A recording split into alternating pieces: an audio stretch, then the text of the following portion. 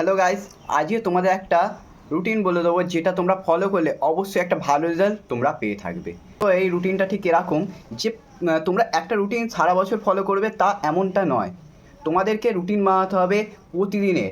সকালবেলা উঠে তুমি শুধু আগে ভেবে নেবে যে তোমরা এই কাজ করবে, এই বই পড়বে এবং এই সিলেবাস শেষ করবে। তাহলে তোমাদের একটা আইডিয়া হয়ে যাবে যে এইগুলো আমি আজকে শেষ করব, আজকে আমাদেরকে শেষই করতে হবে এইটা, নাহলে আমার পড়াটা এগোবে না।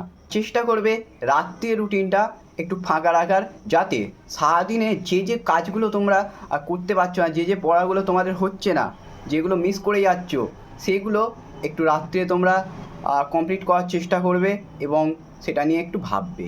অল্প অল্প করে তোমরা প্রতিদিন রুটিনটা ফিক্স করবে।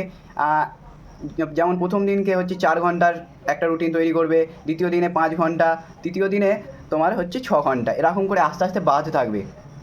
আর এর পরের ভিডিওটা আমি কোন টপিকের ওপর রাখবো সেটা তোমরা অবশ্যই আমাকে কমেন্টে জানিয়ে দিও, তাহলে আমি সেই টপিকের ওপর ভিডিও আনার চেষ্টা করব।